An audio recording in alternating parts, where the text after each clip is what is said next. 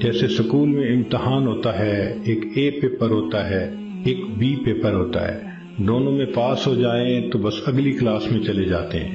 یہی ہمارا حال کہ دنیا کی زندگی میں ہمیں تیاری کا حکم دیا گیا، قبر میں جائیں گے تو اے پیپر ہوگا اور اس میں 3 کوسچن پوچھے جائیں گے، تیرا رب کون ہے، تیرے نبی علیہ السلام کون ہے، تیرا دین کون سا ہے۔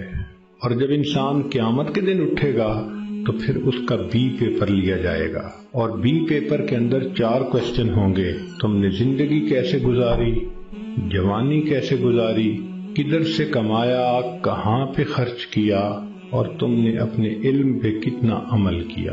جو اے پیپر بی پیپر دونوں میں کامیاب، اس کو اللہ رب العزت پھر جنت کا گھر عطا فرما دیں گے۔ مگر اس کا یہ مقصد نہیں، ایسا نہیں ہوگا۔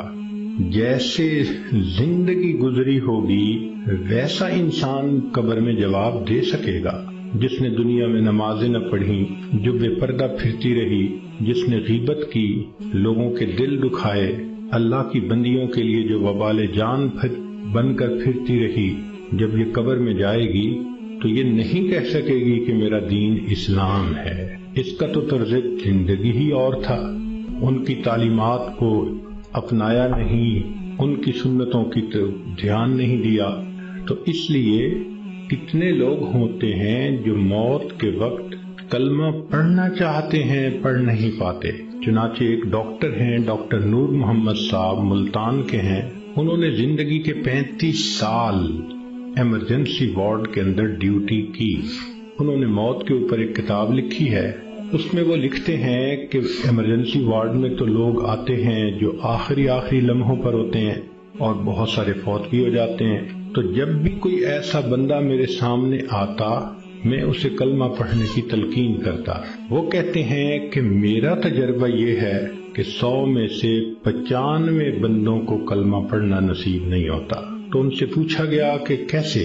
وہ کہنے لگے کہ پہلے تو مجھے سمجھ نہیں لگتی تھی کہ یہ کیوں نہیں اونچا کلمہ پڑھتے، جبکہ میں ان کو پڑھا بھی رہا ہوں۔ پھر ایک بندے کو میں نے کہا کہ تمہیں ہارٹ پرابلم ہے، ہارٹ اٹیک ہے، تو میں تم سے پوچھوں گا کہ تم کلمہ پڑھو، اور اگر تم نہ پڑھ سکو گے تو میں پوچھوں گا کہ تم پڑھنا چاہتے ہو، پڑھ نہیں پا رہے؟ اس نے کہا بہت اچھا، میں جواب دوں گا۔ جب اس کی آخری کیفیت آئی تو میں نے اس سے پوچھا تو اس نے اشارے سے بتایا کہ میری زبان پہ فالج پڑ گیا ہے، اب میں بولنا بھی چاہتا ہوں، میری زبان بولتی نہیں۔ آج اللہ نے زبان کا کنٹرول ہمیں دیا، ہم چاہیں تو ایک دن میں ہزاروں دفعہ کلمہ پڑھ سکتے ہیں، لیکن جس عورت نے جیتے جاگتے کلمہ پڑھا ہی نہیں، دن گزر گئے، ہفتے گزر گئے، مہینے گزر گئے، زبان پہ کلمے کا ورد جاری ہی نہیں ہوتا، دنیا کی باتیں، دنیا کی باتیں، دنیا کے فیشن، تو موت کے وقت اچانک کلمہ کیسے جاری ہو جائے گا؟ اس لیے اس سے پہلے کہ لوگ ہمیں کلمہ پڑھائیں، ہم اپنے اختیار سے کلمہ پڑھنے کی مشق کر لیں۔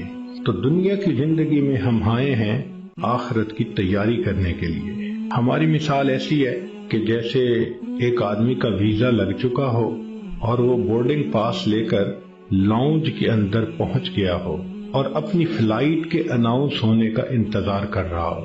ہم نے دیکھا کہ لاؤنج میں لوگ بیٹھے ہوتے ہیں، ایک فلائٹ اناؤنس ہوتی ہے، کچھ اٹھ کے چلے جاتے ہیں، پھر دوسری اناؤنس ہوتی ہے اور اٹھ کے چلے جاتے ہیں، نئے آتے رہتے ہیں اور یہ اٹھ کے جاتے رہتے ہیں۔ بالکل زندگی کا یہی معاملہ، نئے بچے پیدا ہوتے رہتے ہیں اور جو پہلے سے موجود ہیں وہ اس دنیا سے رخصت ہوتے رہتے ہیں۔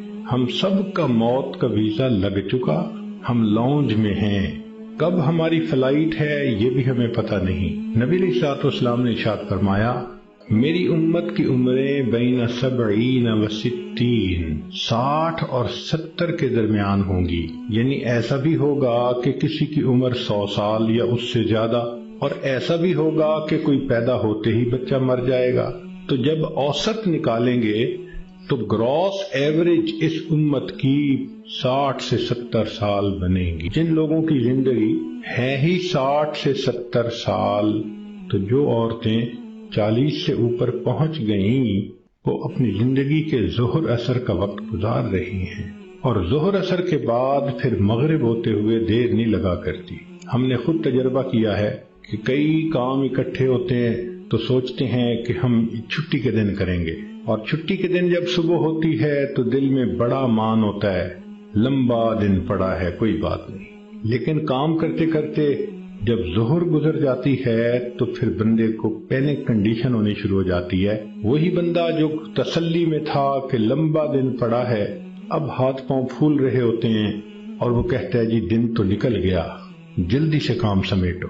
تو جو 40-50 سے اوپر کی زندگی گزار رہی ہیں، اب وہ ظہر اثر کے وقت میں پہنچ گئیں، مغرب ہونے میں دیر نہیں لگا کرتی۔ اس لیے بہتر ہے کہ ہم موت سے پہلے موت کی تیاری کر لیں۔